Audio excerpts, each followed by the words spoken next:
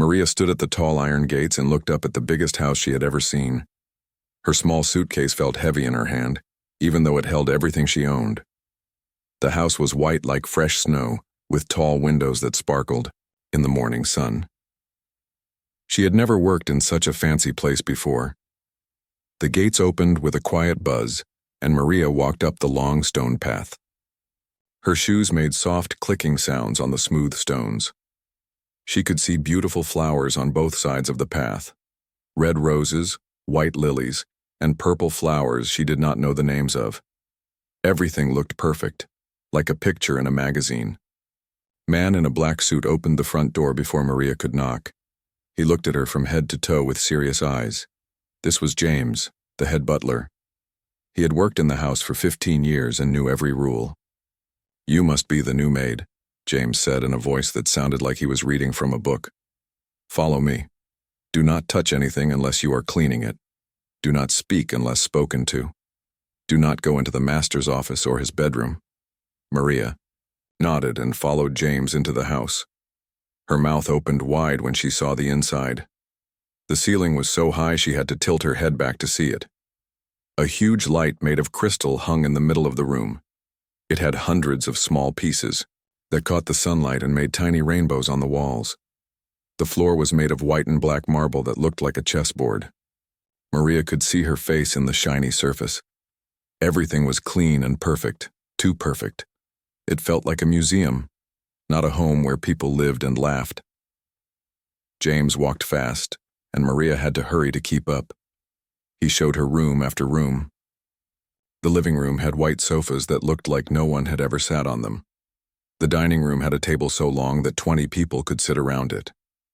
The kitchen was bigger than her family's whole house back in Mexico. "You will clean all of these rooms every day," James said. "The master does not like dust or mess. Everything must be perfect." Maria's new room was small but clean. It had a single bed, a small table, and one window that looked out at the garden. After living in crowded places with her family, the quiet felt strange. She unpacked her few clothes and put her mother's picture on the small table. The next morning, Maria started her work. She dusted the furniture, cleaned the windows, and mopped the floors. Every surface had to shine. As she worked, she heard footsteps above her head. Heavy, fast footsteps that paced back and forth. This must be Mr. Harrison, the man who owned the house. Around noon, Maria saw him for the first time. He walked down the big staircase while talking on his phone. He was tall with dark hair that had gray at the sides. His suit looked expensive, and his shoes were so shiny they reflected the light. He talked fast into his phone about numbers and money and deals.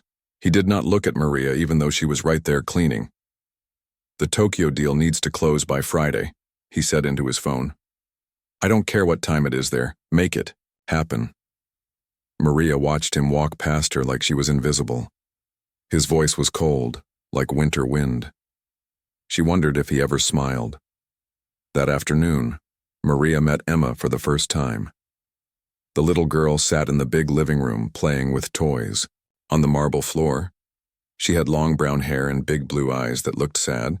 She wore a pretty pink dress and shiny black shoes, but she looked lost in the huge room. Emma hugged a small stuffed rabbit that looked very old. The rabbit's fur was worn and one ear was torn. It was the only thing in the house that looked loved and used. "Hello," Maria said softly. "I am Maria. I work here now." Emma looked up but did not smile. She held her rabbit closer to her chest. "What is your rabbit's name?" Maria asked, sitting on the floor next to the little girl. "Mr. Bunny," Emma said in a small voice. "Mama gave him to me."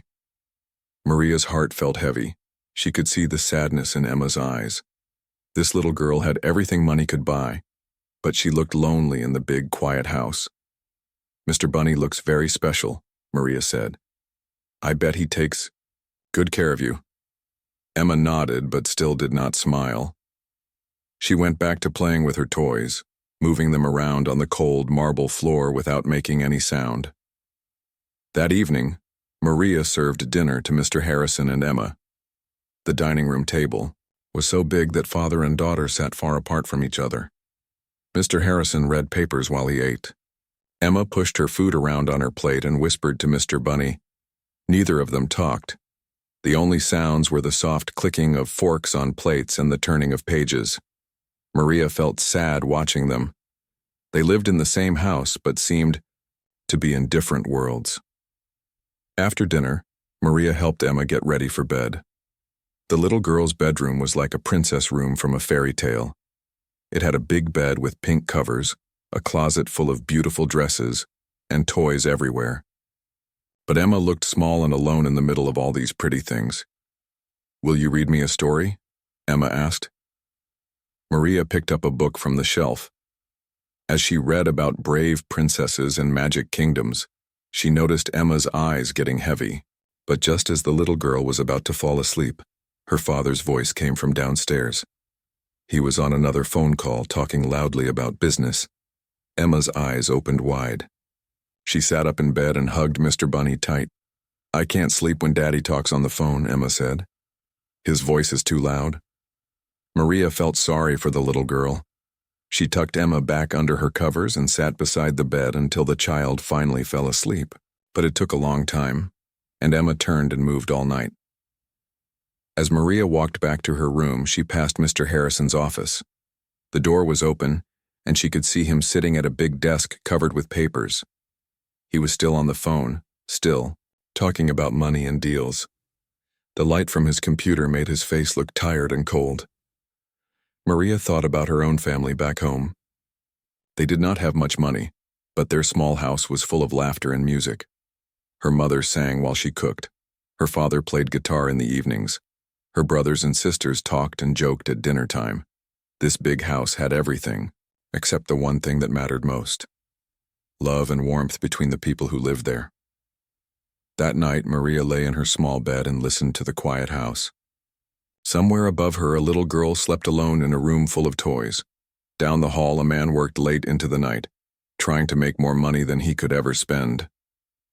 Maria closed her eyes and said a prayer for this broken family.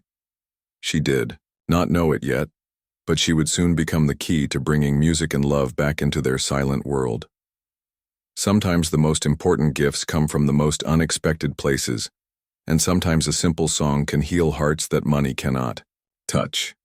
3 weeks had passed since Maria started working at the mansion, and she had learned the sad rhythm of the house. During the day, everything looked perfect and quiet. But when night came, the real problems began. Emma's bedtime was 8 o'clock, but that did not mean she would sleep.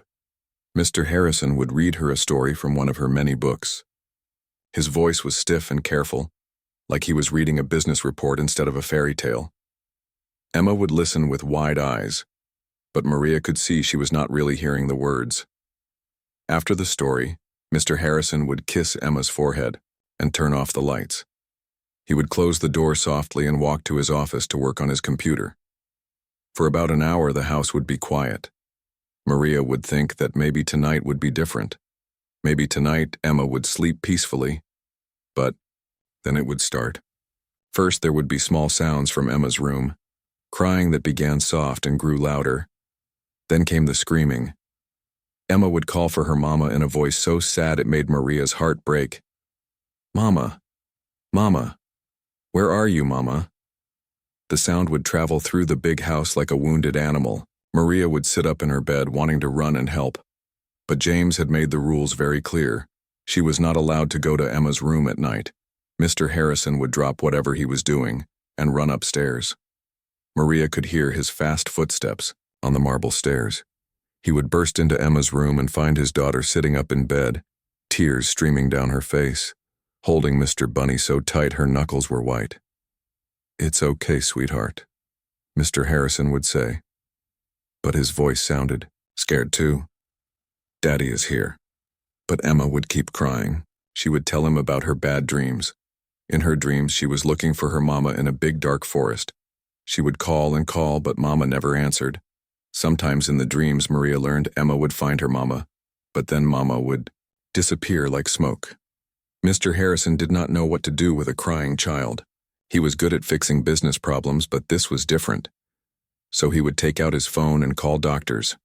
Maria would lie in her bed and listen to these phone calls through the thin walls. Mr. Harrison would pace Emma's room while talking to sleep specialists in different time zones. "Dr. Miller, it's Richard Harrison." "Yes, I know it's late. Emma had another nightmare. The new medicine you gave her is not working." While her father talked on the phone, Emma would keep crying. She wanted her mama, not more doctors. She wanted someone to hold her and tell her everything would be okay. But Mr. Harrison was always busy with phone calls or looking up information on his computer. Sometimes Mr. Harrison would hang up and try to comfort Emma himself. He would sit on the edge of her bed and pat her shoulder awkwardly. He loved her so much, but he had forgotten how to show love without spending money. "Do you want me to buy you a new toy?" he would ask. "Maybe a bigger stuffed animal?" Emma would shake her head. She did not want new toys. She wanted her mama back. She wanted to feel safe and loved. She wanted someone to chase away the scary dreams. After an hour or two, Emma would finally stop crying from being too tired. She would fall asleep holding Mr. Bunny, with tear marks still on her cheeks. Mr. Harrison would cover her with blankets and tiptoe out of the room. Then he would go back to his office and work until very late, trying not to think about how helpless he felt. This happened every single night. Maria began to know the routine by heart. 8 o'clock bedtime, 9:30 first crying, 10 o'clock phone calls to doctors, midnight when Emma finally fell asleep from exhaustion. During the day, both father and daughter looked like ghosts. Mr. Harrison drank cup after cup of strong coffee to stay awake for his business meetings. His eyes were red and tired. He would fall asleep during phone calls and wake up confused. Emma was even worse. She would fall asleep standing up sometimes. Maria found her sleeping on the bathroom floor one morning, still holding Mr. Bunny. The Maid. Little girl had walked there and been too tired to walk back to bed. At breakfast, Emma could barely keep her eyes open. She would put her head down on the table next to her untouched food. Mr. Harrison would try to wake her up gently. "Come on, sweetheart, you need to eat something." But Emma was too tired to eat. She was too tired to play. She was too tired to do anything except hold Mr. Bunny and wait for the next bad dream to come. Mr. Harrison hired more doctors. A sleep specialist from New York flew to the house to examine Emma. She spent 2 days watching Emma sleep and measuring her brain waves with special machines. The cost was enormous, but Mr. Harrison did not care about money when it came to his daughter. "The child's sleep patterns are severely disrupted," the specialist told Mr. Harrison. "Her trauma from losing her mother has created deep anxiety that manifests in night terrors." Mr. Harrison wrote down every word. He thought if he could understand the problem like a business challenge, he could find a solution. "What do you recommend?" he asked. "More therapy, stronger medication, perhaps a residential treatment center where she can be monitored 24 hours a day." The idea of sending Emma away to a hospital scared Mr. Harrison, but he was getting desperate. Nothing else had worked. Maybe the experts knew better than he did. Maria heard about this plan while cleaning Mr. Harrison's office. She was dusting his desk when he talked to his lawyer about the treatment center. The place cost $100,000 for 3 months. Emma would live there with doctors and nurses, away from her father and her home. That night, as Maria listened to Emma's cries again, she felt angry. These people wanted to take a scared little girl away from the only home she knew. They wanted to put her in a hospital with strangers, all because no one had tried the simple things that really mattered. Maria thought about her grandmother's words. "Sometimes the best medicine is a loving heart and gentle hands." Her grandmother had raised 7 children without any money or fancy doctors, but all of Maria's family had grown up feeling loved and safe. As she listened to Mr. Harrison pacing upstairs and making more phone calls to more doctors, Maria knew she had to do something. She could not let them send Emma away. There had to be a better way to help a little girl who just wanted to feel safe in the dark. The music room was Maria's favorite place to clean in the whole mansion. It was at the end of a long hallway that no one seemed to use anymore. The room had tall windows that let in beautiful morning light, and the walls were painted a soft cream, color that made everything feel warm and peaceful. But the room was also very sad. Everything was covered with white sheets, like ghosts hiding underneath. Maria could see the shapes of chairs and tables under the cloths. In the center of the room sat the biggest piece of furniture, covered by the largest sheet of all. Maria had been curious about what was under that big sheet since her first day. It was obviously something important, something that someone had carefully protected but then forgotten about. Every day when she dusted the room, she would look at it and wonder. On this particular morning, Mr. Harrison was away on a business trip to London. Emma was upstairs with her tutor, learning math and reading. The house was quieter than usual, and Maria felt brave enough to look under the sheet. She lifted one corner carefully, afraid of what she might find. What she saw made her heart stop for a moment. It was a piano. Not just any piano, but the most beautiful piano she had ever seen. It was black and shiny, with white keys that looked like perfect teeth in a giant smile. Maria pulled the whole sheet away and folded it neatly. The piano was magnificent. It was a grand piano, the kind she had only seen in movies about rich people. The wood was polished so well she could see her face in it. But there was dust on the keys, and some of the white keys were yellow with age. She ran her finger along the keys without pressing them. Even without making sound, she could feel the music waiting inside this beautiful instrument. Maria had learned to play piano when she was a little girl. Her school had one old piano that all the children shared. The teacher, Sister Carmen, had taught Maria to play simple songs. Music is a gift from God, Sister Carmen used to say.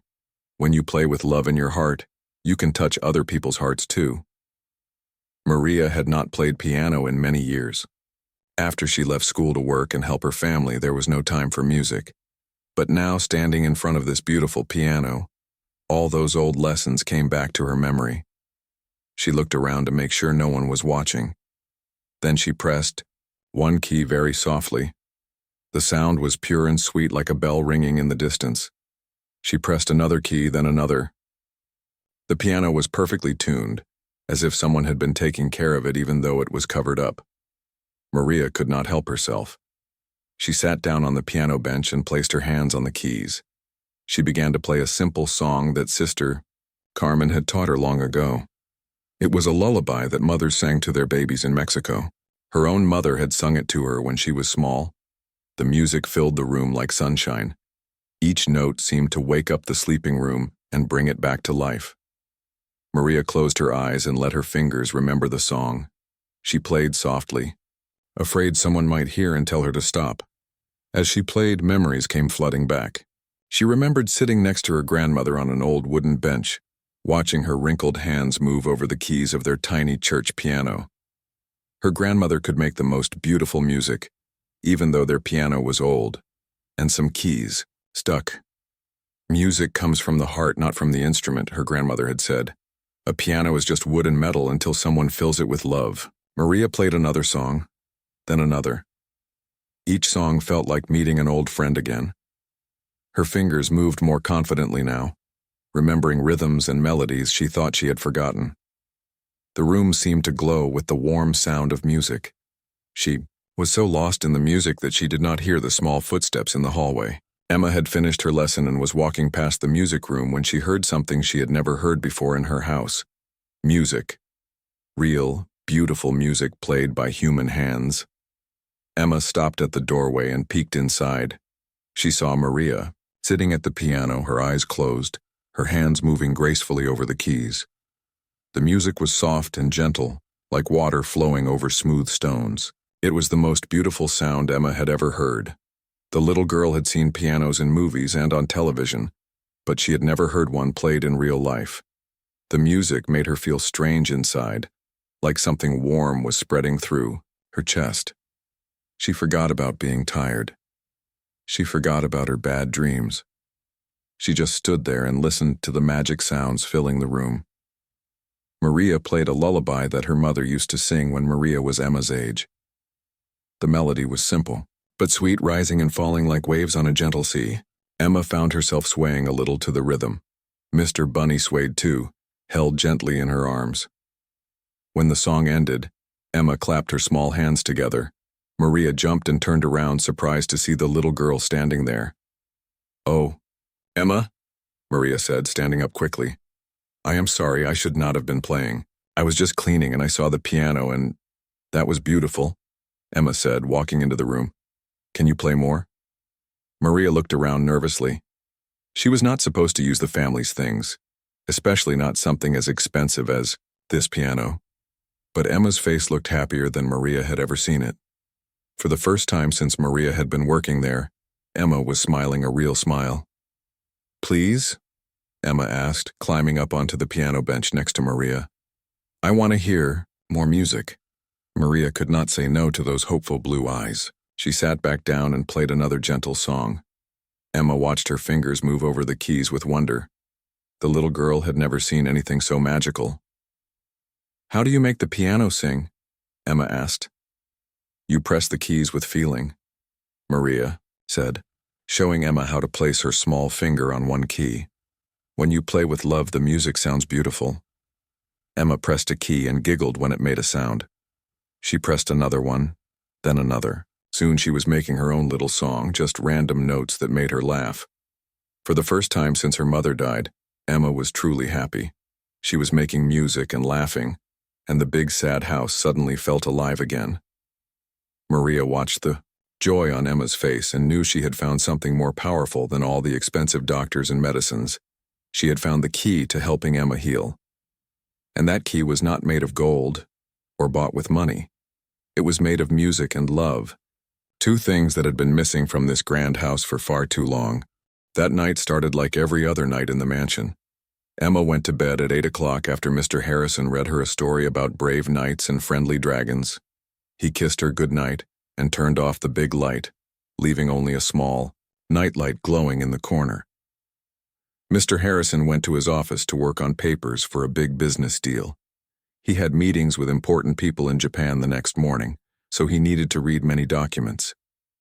He put on his reading glasses and tried to focus on the numbers and charts on his computer screen. Maria finished cleaning the kitchen and was getting ready for bed when she heard the familiar sound. Emma was crying again. But tonight, something was different. Tonight, the crying sounded even more scared and desperate than usual. Maria sat on her small bed and listened.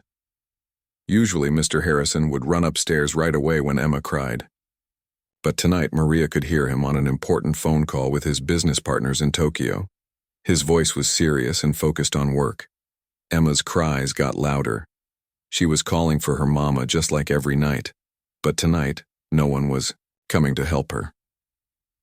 Mr. Harrison was still talking about money and contracts, unaware that his daughter needed him. Maria could not stand it anymore. She got out of bed and walked to her door. She knew James had told her to never go to Emma's room at night. She knew she could lose her job if she broke this rule, but listening to a scared child cry alone was worse than losing any job. She opened her door quietly and looked down the hallway. No one was there. Mr. Harrison's voice came from his office downstairs, still busy with his phone call. Emma's cries echoed from upstairs, sounding more frightened every minute. Maria made her choice. She walked up the big staircase, her bare feet silent on the marble steps. Emma's bedroom door was closed, but the crying was clear and heartbreaking. Maria knocked. Softly, "Emma, it's Maria, can I come in?" The crying stopped for a moment. Then Emma's small voice said, "Yes, please." Maria opened the door and saw Emma sitting in the middle of her big bed, surrounded by expensive toys and soft pillows. But none of these beautiful things could comfort her. Tears ran down her cheeks and she held Mr. Bunny against her chest like he was the only real thing in the world. "I had the bad dream again," Emma said. "Mama was calling me, but I could not find her. Then she went away and left me alone in the dark." Maria's heart filled with sympathy for this little girl who had lost the most important person in her world. She sat on the edge of the bed and gently touched Emma's hand. "Bad dreams are very scary," Maria said, "but they are not real. You are safe here in your bed with Mr. Bunny." "But what if Mama needs me?" Emma asked. "What if she is looking for me and I can't find her?" Maria thought carefully about what to say. She did not want to lie to Emma, but she also wanted to help her feel better. "Your mama loves you very much," Maria said, "even though she is not Here anymore, her love is still with you. It's in your heart and in Mr. Bunny and in all the good memories you have of her. Emma looked up at Maria with those big blue eyes. But I miss her so much it hurts. I know you do, Maria said. Missing someone you love is one of the hardest feelings in the world. Emma was quiet for a moment, thinking about Maria's words. Then she said, "Will you stay with me? I don't want to be alone." Maria looked toward the door. She knew Mr. Harrison might be angry if he found her here, but she could not leave this scared child alone. "Yes," she said, "I will stay with you." Maria sat next to Emma on the big bed. Then she remembered something. She remembered the piano downstairs and how happy Emma had been when she heard the music. Maybe music could help chase away the bad dreams too. "Emma," Maria said, "would you like me to sing you a song? A special song that helps children feel safe?" Emma nodded eagerly. She settled back against her pillows and held Mr. Bunny close. Maria began to sing the same lullaby she had played on the piano that afternoon. Her voice was soft and gentle, like a warm blanket made of sound. She sang in Spanish first, the way her grandmother had sung it to her. "Duérmete, mi niña. Duérmete, mi sol. Duérmete, pedazo de mi corazón." The words meant, "Sleep, my child. Sleep, my sunshine. Sleep, little piece of my heart." Emma did not understand Spanish, but she understood the feeling behind the words. The melody was like magic wrapping around her and making her feel safe. Emma's eyes began to close. Her breathing became slower and deeper. For the first time in weeks, she looked peaceful. Maria kept singing, very quietly now, as Emma drifted toward sleep. But Maria did not stop there. She had an idea. She remembered how much Emma had enjoyed watching her play piano that afternoon. Maybe she could bring a little bit of that magic to Emma's bedroom. Very carefully, Maria got up from the bed and tiptoed to the small chair in the corner of Emma's room. It was just the right size. She carried it quietly to Emma's bedside and sat down. Then she began to play pretend piano on her lap, moving her fingers as if there were keys there. As she moved her fingers, she hummed the lullaby very softly. It was not the same as a real piano, but Emma could imagine the beautiful sounds. The little girl watched Maria's fingers dance in the air, and it was almost like magic. She could hear the music in her mind. Emma's eyes grew heavy. The gentle humming and the sight of Maria's graceful hands moving like she was playing invisible keys made her feel calm and safe. The bad dreams seemed far away now. Mama did not feel lost anymore. She felt close, like she was there in the room, listening to the music too. For the first time in months, Emma fell asleep without crying. She fell asleep with a small smile on her face, still holding Mr. Bunny, but no longer holding him so tight that her hands hurt.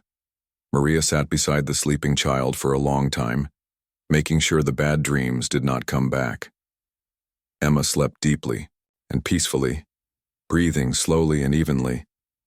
Her face looked relaxed and happy, like a child should look when she sleeps. Downstairs, Mr. Harrison finally finished his phone call with Tokyo. He looked at his watch and realized it was almost midnight. He had been working for hours without thinking about Emma. Panic filled his chest as he remembered that Emma usually woke up crying around 10 o'clock.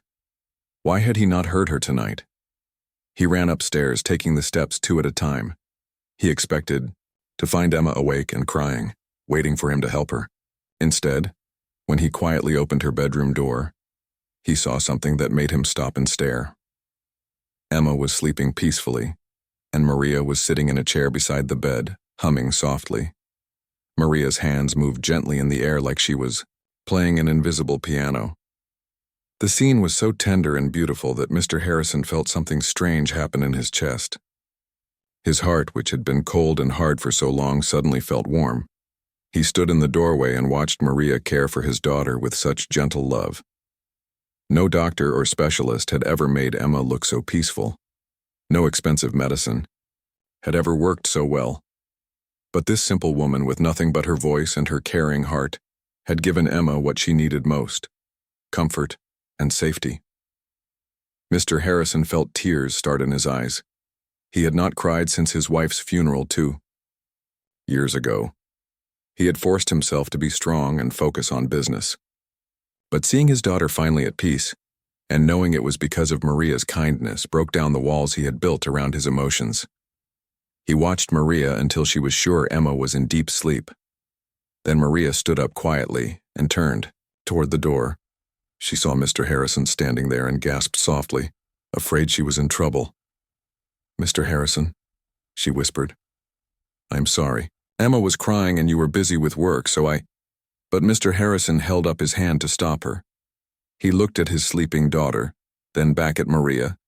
His voice was very quiet when he spoke. "Thank you," he said. Just 2 simple words, but they carried more feeling than Maria had ever heard from him before. Maria nodded and walked past him to the door. As she left, she heard Mr. Harrison sit down in the chair where she had been. She heard him whisper to his sleeping daughter, "I'm sorry, sweetheart. Daddy should have been here." That night, Emma slept for 8 hours straight. It was the first full night of sleep she had gotten since her mother died. She woke up the next morning looking brighter and more alive than she had in months. At breakfast, Emma actually ate her food instead of just pushing it around on her plate. She talked to her father about her dreams, but this time they were good dreams. She had dreamed about playing piano with her mama, making beautiful music together. "Maria can play piano, Daddy," Emma said excitedly. "She played for me last night, but with invisible keys. It was like magic." Mr. Harrison looked at Maria, who was serving breakfast and trying to act like nothing special had happened. But something had changed. The house felt different. Emma felt different. And deep inside his chest, Mr. Harrison felt different too. For the first time since his wife died, he began to hope that maybe his daughter could be happy again. Maybe they both could be happy again. And maybe the answer was not in expensive doctors or fancy medicines. Maybe the answer was in simple human kindness and the healing power of music. That day, Mr. Harrison did something he had not done in years. He canceled his afternoon meetings and spent time with Emma. They played with her toys and read books, together. Emma seemed more alert and joyful than he had seen her since she was very small. As evening approached, Mr. Harrison found himself thinking about bedtime differently. 2 weeks passed, and the mansion had developed a new rhythm. Every night after dinner, Emma would take Maria's hand and lead her upstairs. The little girl no longer dreaded bedtime. Instead, she looked forward to it with bright eyes and excited smiles. "Is it piano time?" Emma would ask after finishing her vegetables at dinner. Mr. Harrison had moved the small piano bench from the music room to Emma's bedroom. It sat right next to her bed, like a special piece of furniture made just for music. Maria would sit on the bench and play gentle songs, while Emma settled under her soft pink blankets. At first, Maria played simple lullabies she remembered from her childhood. But as the days went by, Emma began to make requests. "Can you play the song about the little bird?" Emma would ask. Or, "Play the one that sounds like rain falling." Maria did not know songs with those exact names, but she understood what Emma meant. She would play melodies that reminded Emma of birds singing or rain on the roof. Sometimes she would make up new songs just for Emma, creating music that matched the little girl's mood. Emma loved to watch Maria's hands move across the keys. She would sit up in bed and follow every finger movement, like she was trying to memorize the magic. Sometimes she would move her own small hands in the air, pretending to play along. "Will you teach me to play piano?" Emma asked one night. "Would you like to learn?" Maria asked back. Emma nodded eagerly. "I want to make beautiful music like you do." So Maria began to teach Emma simple things. She showed her how to find middle C on the piano. She taught her how to play Twinkle, Twinkle, Little Star with one finger. Emma was a quick learner and practiced every day when Maria was not there. The change in Emma was amazing. During the day, she had more energy. She ate her breakfast without being asked. She played with her toys and even laughed sometimes. The dark circles under her eyes began to fade and her cheeks started to look pink and healthy again. But the most wonderful change was at bedtime. Instead of fighting sleep and fearing dreams, Emma would curl up happily in her bed and listen to Maria's music. The gentle piano melodies seemed to build a wall of safety around her, keeping the bad dreams away. Maria discovered that different songs worked for different moods. When Emma felt sad about missing her mama, Maria would play slow, comforting songs that sounded like gentle hugs. When Emma was excited or restless, Maria would play livelier tunes that helped her use up her extra energy. One night, Emma surprised Maria by talking about her mother while Maria played. "Mama used to sing to me too," Emma said, hugging Mr. Bunny close. "But she did not play piano, she just sang with her voice." "What did she sing?" Maria asked, still playing softly.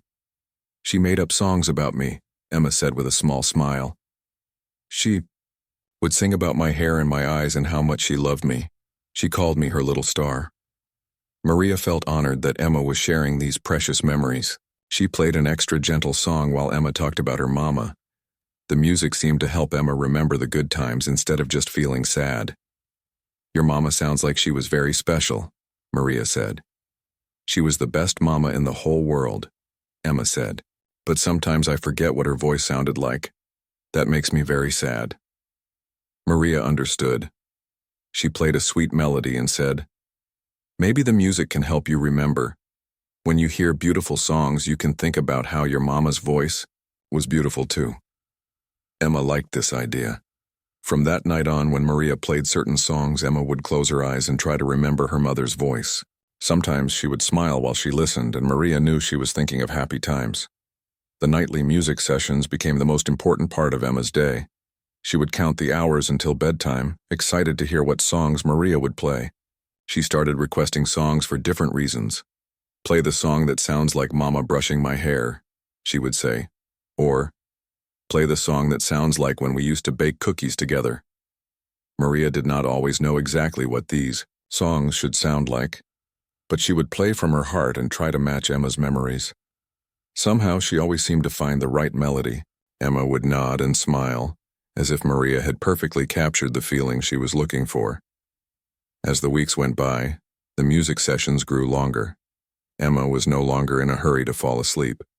She wanted to talk and listen and learn. She would ask Maria about the songs and where they came from. "My grandmother taught me this one," Maria would say as she played a gentle waltz. "She said it was the song her mother played when she was a little girl in Mexico." "Your grandmother was like my mama?" Emma asked. "Yes," Maria said. "She took care of me and loved me very much." These conversations helped Emma understand that many people lose someone they love, but the love does not go away. Maria's stories about her grandmother showed Emma that people can keep loving someone even after they are gone. Emma also began to ask Maria to play happy songs, not just sad ones. She would request music that sounded like sunshine or dancing, or birthday parties. Maria would play bouncy melodies that made Emma giggle and clap her hands. "This song makes me want to dance," Emma would say, moving her shoulders to the rhythm while lying in bed. "Then you should dance," Maria would say, and Emma would wave her arms under the covers like she was dancing to the music.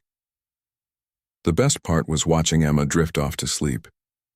Instead of crying herself to exhaustion, Emma would slowly close her eyes while Maria played. Her breathing would become deep and regular. Her grip on Mr. Bunny would relax. A peaceful expression would settle on her face. Maria would play until she was sure Emma was in deep sleep. Then she would tiptoe out of the room, leaving the little girl resting safely. For the first time since starting work at the mansion, Maria went to bed feeling happy about her job. She was not just cleaning and cooking anymore. She was helping heal a broken heart. She was using the gift of music that her grandmother had given her to bring peace to a scared child. Every night she felt proud of the work she was doing.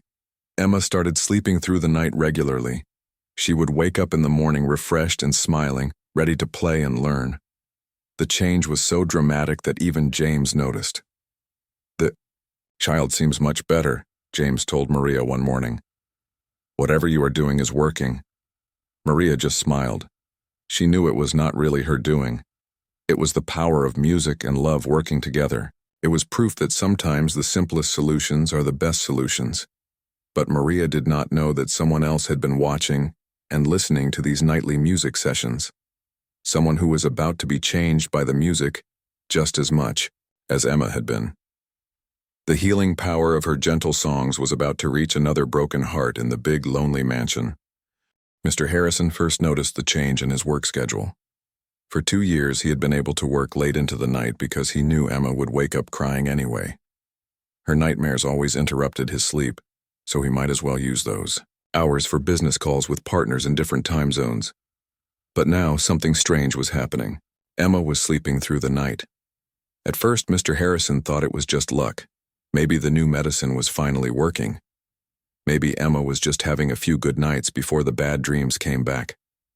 But after a week of peaceful nights, Mr. Harrison began to realize this was something more. His daughter was actually getting better. The change started the night he found Maria sitting beside Emma's bed, humming softly while moving her hands like she was playing invisible piano. Mr. Harrison had been curious about Maria's methods, but he was also grateful. For the first time in months, he was getting full nights of sleep. His business meetings went better because he was not tired all the time. His mind was clearer, and he could focus on important decisions. But there was something else happening that Mr. Harrison did not expect. Every night around Emma's bedtime, he found himself walking upstairs earlier than usual. At first, he told himself he was just checking to make sure Emma was okay. But the truth was different. He was drawn to the sound of music coming from his daughter's room. Maria had convinced him to let her bring the small piano bench to Emma's bedroom permanently. Now she played real piano music every night, not just humming and pretending. The sound drifted down the hallways and into Mr. Harrison's office, creating a soundtrack for his evening work. The music was unlike anything he had heard before. It was not the classical music that played in fancy restaurants or the background music in his expensive car. This was music that seemed to come from somewhere deep and real. It had feeling in every note. Mr. Harrison found himself stopping his work. To listen, he would put down his papers and close his laptop just to hear Maria play. The melodies reminded him of things he had forgotten. They brought back memories he thought were lost forever. One evening, Maria played a song that sounded familiar to Mr. Harrison, but he could not remember where he had heard it before. The melody was simple but beautiful, rising and falling like waves on a quiet beach. As he listened, a memory suddenly came flooding back. He was 7 years old, sitting next to his mother on an old piano bench in their small apartment. His mother was teaching him to play this same song. Her hands were gentle and patient as she showed him where to put his fingers. Her voice was soft and loving as she counted the rhythm with him. "Music is not about playing perfectly," his mother had said. "Music is about sharing what is in your heart." Mr. Harrison had forgotten this memory completely. His mother had died when he was 12, and he had pushed away thoughts of her because they hurt too much. He had focused on studying and working, and making money instead of thinking about love and loss. But now, listening to Maria play this same song for Emma, Mr. Harrison remembered his mother's words. He remembered how music used to make him feel safe and happy. He remembered a time when his life was not all about business deals and phone calls.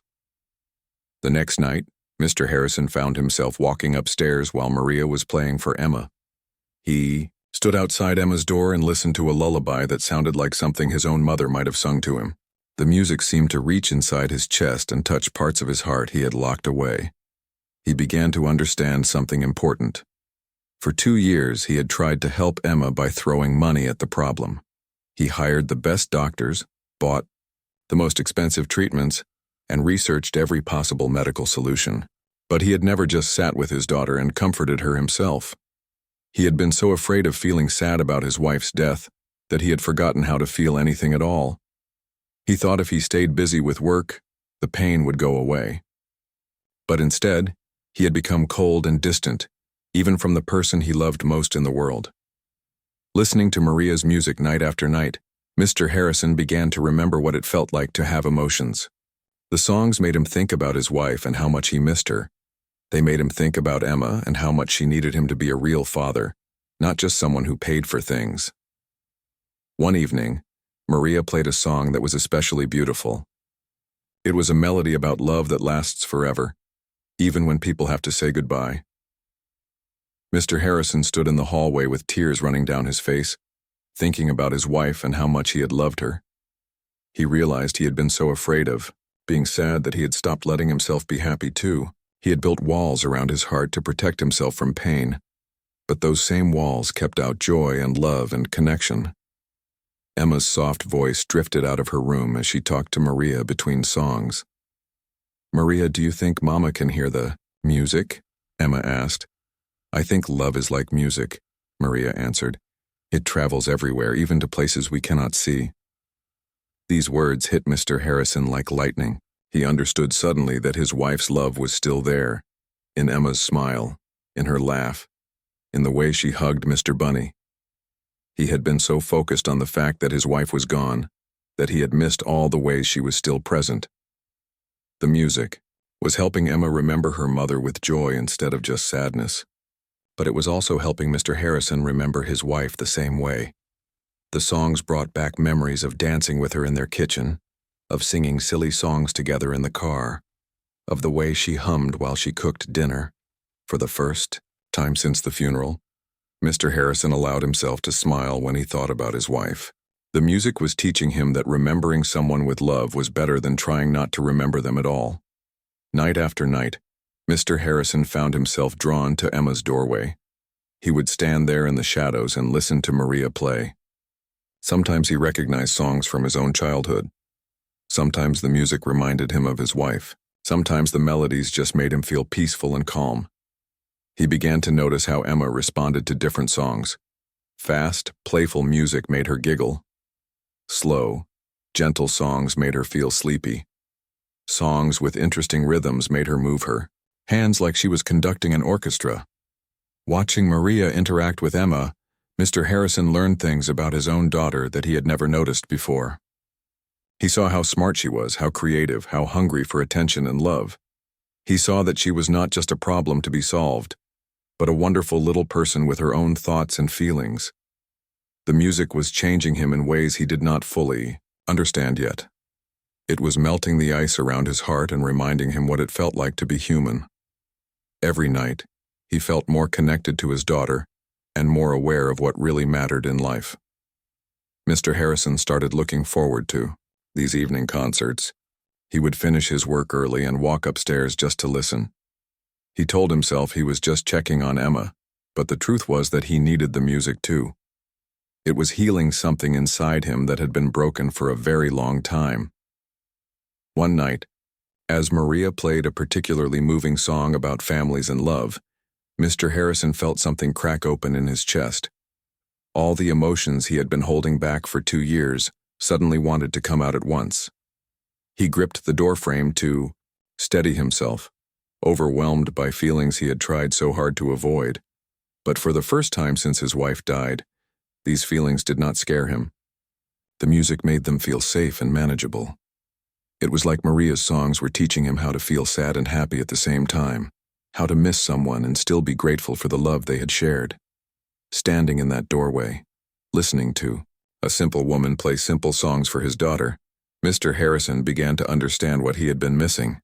He had been trying so hard to be strong that he had forgotten how to be tender.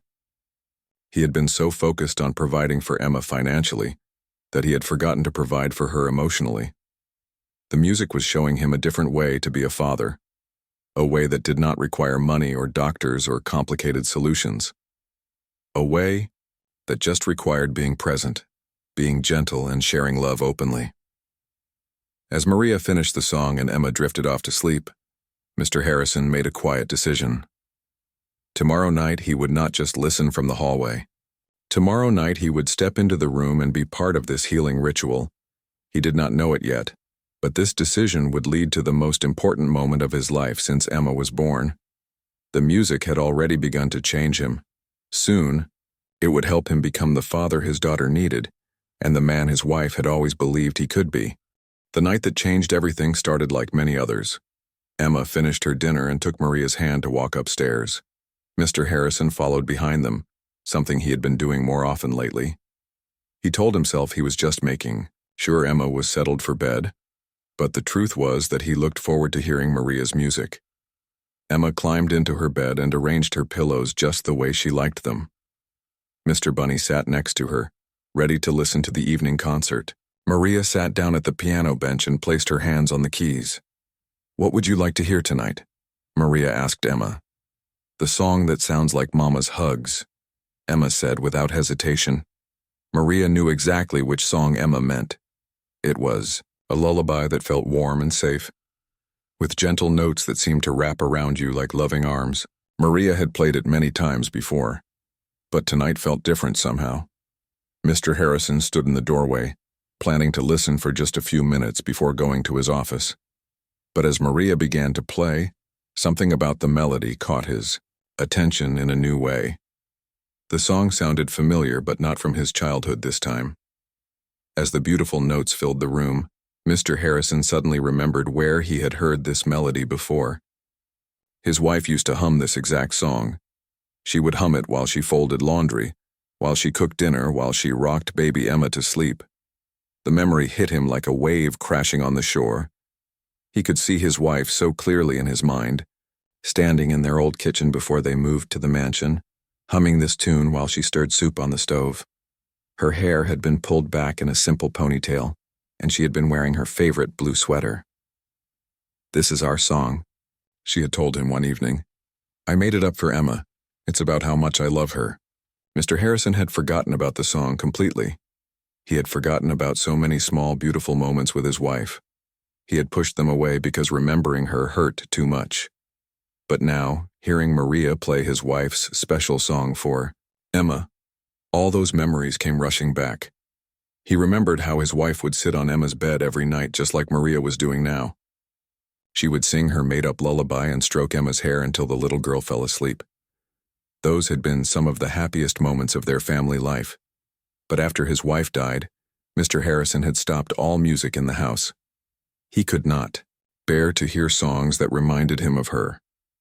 He had covered the piano and put away all the radios. The house had become silent, because silence felt safer than music that brought back painful memories. Now, listening to Maria play his wife's song, Mr. Harrison realized he had made a terrible mistake. He had taken away music when Emma needed it most. He had removed the very thing that could have helped them both heal. The song continued, and Mr. Harrison felt something breaking open inside his chest. All the grief he had been holding back for 2 years suddenly wanted to come out. All the love he had been afraid to feel, all the sadness he had been trying to avoid, all the loneliness he had been hiding behind work. Without thinking about it, Mr. Harrison stepped into Emma's room. Maria looked up, surprised to see him there, but she kept playing. Emma smiled at her daddy and patted the bed next to her. "Sit with us, Daddy," she said. "Listen to the beautiful music." Mr. Harrison sat down on the edge of Emma's bed. He had not sat there since the early days after his wife's death, when Emma's nightmares first started. Being close to his daughter, while hearing his wife's song, made all his emotions mix together in a way that felt both painful and healing. Maria played the song again from the beginning. This time, Mr. Harrison heard it with his heart wide open. He heard his wife's love in every note. He heard the bond between mother and daughter that death could not break. He heard Emma's need for comfort and safety. As the melody reached the gentle part that sounded most like a hug, Mr. Harrison felt the first tear roll down his cheek, then another, then many more. 2 years of held-back grief began to flow out of him like water from a broken dam. Emma saw her daddy crying and did something she had not done in a very long time. She moved closer to him and put her small hand on his arm. "It's okay, Daddy," she said softly.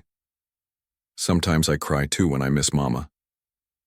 Hearing his daughter comfort him instead of the other way around made Mr. Harrison cry even harder. He realized how much Emma had grown up while he was not paying attention. She had been dealing with her grief mostly alone, just like he had been dealing with his. Maria kept playing, understanding that this was an important moment for both father and daughter. The music created a safe space for them to feel their sadness together without being afraid. "I miss her so much," Mr. Harrison whispered, the first time he had said these words out loud since the funeral. "Me too," Emma said, snuggling closer to her father. "But Maria says Mama's love is still with us. Do you think that's true?" Mr. Harrison looked at his brave little daughter, who was trying to comfort him even though she was just 5 years old. He thought about how much his wife had loved them both, and how she would want them to take care of each other. "Yes," he said, putting his arm around Emma for the first time in months. "Mama's love is still here. It's in you, and it's in me, and it's in this beautiful music." Emma smiled and laid her head against her father's chest. Mr. Harrison held her close and felt something he had forgotten was possible. He felt connected to his daughter again. He felt like a real father, not just someone who paid for things and worried from a distance. Maria played several more songs while father and daughter sat together on the bed. Some songs made them feel peaceful. Some songs made them remember happy times with Mama. Some songs just made them feel grateful to have each other. As Emma's eyes grew heavy, Mr. Harrison realized he did not want this moment to end. For so long he had been afraid of Emma's bedtime because it meant nightmares and crying and helpless phone calls to doctors. But tonight, bedtime felt special and precious. "Daddy," Emma said sleepily, "will you stay until I fall asleep?" "Of course I will," Mr. Harrison said, and he meant it completely. Maria played one last gentle song as Emma drifted off to sleep. This time, she fell asleep not because she was exhausted from crying, but because she felt safe and loved. Her father's arm was around her, Maria's music surrounded her, and Mr. Bunny was tucked safely under her other arm. When Emma was sleeping deeply, Maria stopped playing and began to stand up. But Mr. Harrison whispered, "Please, play one more song." Maria looked at him with surprise. His face was still wet with tears, but his eyes looked different. They looked alive and real, not cold and distant like before. Maria sat back down and played a song her grandmother had taught her about hope. It was a song about how even in the darkest times, there is always light somewhere if you know how to look for it. The melody started sad but grew brighter and more beautiful as it continued. As Maria played, Mr. Harrison understood that something fundamental had changed inside him tonight. The music had broken down walls he had spent 2 years building. It had reminded him how to feel love without being afraid of losing it. It had shown him that his daughter needed his heart, not just his money. He looked at Maria's hands moving gracefully over the keys and realized that this woman had given his family something priceless. She had given them back the ability to heal, together. She had shown them that love and music and simple human kindness were more powerful than all the expensive solutions he had tried. When the song ended, the room was filled with peaceful quiet. Emma slept deeply, her breathing slow and regular. Mr. Harrison sat beside her, feeling more like a real father than he had since his wife died. "Thank you," he said to Maria, his voice full of emotion. "Thank you for giving me back my daughter." Maria smiled gently. "Music has power to heal," she said simply. "Your daughter just needed to feel safe and loved." As Maria left the room, Mr. Harrison stayed beside Emma's bed for a long time. He watched his daughter sleep peacefully and made promises to himself. He would be a better father. He would spend less time on work and more time with Emma. He would learn to show love instead of just providing money. Most importantly, he would never let his house be silent again. Music would always be welcome here, because music had taught him the most important lesson of his life. The best things in the world cannot be bought. They must be shared from one heart to another. 6 months later, the mansion was a completely different place. The morning sun streamed through windows that were always open now, letting in fresh air and the sound of birds singing in the garden. The marble floors still gleamed, but now they reflected the warm light of a home where people actually lived and laughed. Emma woke up every morning with a smile on her face. She no longer had dark circles under her eyes or the tired, scared look that had worried everyone for so long. Instead, she bounced out of bed ready for each new day, excited about the piano lessons she would have with Maria and the time she would spend with her daddy. The most amazing change was in Emma's relationship with her father. Mr. Harrison had kept his promise to spend less time working and more time with his daughter. Every morning they ate breakfast together at the small table in the kitchen, instead of the enormous dining room table that had made them feel so far apart. "Tell me about your dreams last night," Mr. Harrison would say as he poured Emma's orange juice. "I dreamed I was playing piano with Mama," Emma might answer. "We played a song about butterflies and real butterflies came to dance with us." These conversations about Emma's dreams were very different from the old days when dreams meant nightmares and crying. Now Emma's dreams were full of music and joy and wonderful adventures. She looked forward to sharing them with her daddy. After a breakfast, Emma would have her regular lessons with her tutor, but now she learned more than just math and reading. Mr. Harrison had hired a real piano teacher to come to the house 3 times a week. Miss Sarah was a kind woman who was amazed at how quickly Emma was learning to play. "She has natural talent," Miss Sarah told Mr. Harrison. "But more importantly, she plays with real feeling. You can hear her heart in the music." Emma practiced piano every day, and her favorite time was still the evening when Maria would sit beside her and play duets. They would take turns playing different parts of songs, or Maria would play the left hand while Emma played the right hand. The music they made together filled the house with warmth and life. Mr. Harrison had made many changes to his work schedule. Instead of working until midnight every night, he finished his business by 6 o'clock so he could spend the evening with Emma. He moved his office to a room closer to the music room so he could hear Emma's practice sessions while he worked. Sometimes, when Emma was playing a particularly beautiful song, Mr. Harrison would stop his work completely and just listen. The music reminded him every day of what really mattered in life. It reminded him that success was not about how much money he made, but about how much love he shared. The biggest change of all was in Maria's role in the household. She was no longer just a maid who cleaned and cooked. Mr. Harrison had asked her to become Emma's full-time companion and music teacher. He gave her a big raise in salary and moved her to a beautiful room on the same floor as Emma's bedroom. "You are not an employee," Mr. Harrison told Maria. "You are family." Maria felt honored by this trust, but she also felt a little scared. She had never been responsible for a child's education before, but Emma made it easy by being such an eager and happy student. Every day, Maria and Emma would explore different types of music. They listened to classical composers like Mozart and Beethoven. They learned folk songs from different countries around the world. Emma's favorite songs were still the lullabies that Maria's grandmother had taught her, but now she could play many of them herself. The music room had become the heart of the house. Mr. Harrison had removed all the dust covers from the furniture and brought in comfortable chairs and soft rugs. The room was always full of sunlight now, and fresh flowers sat on top of the piano. It was a place where the family gathered every evening to share music and stories. Emma had also started making friends with other children.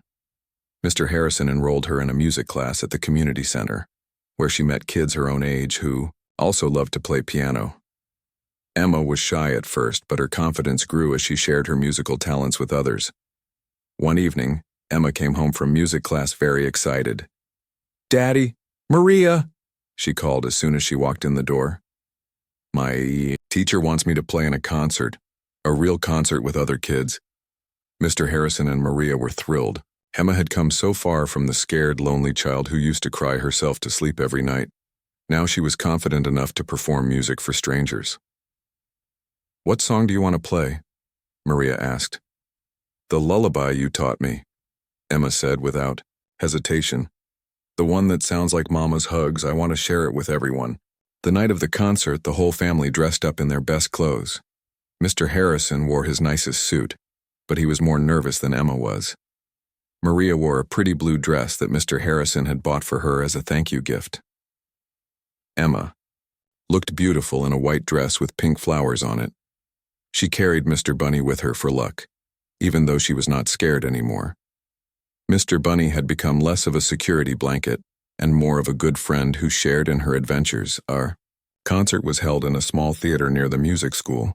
Parents and grandparents filled the seats, all excited to hear their children play.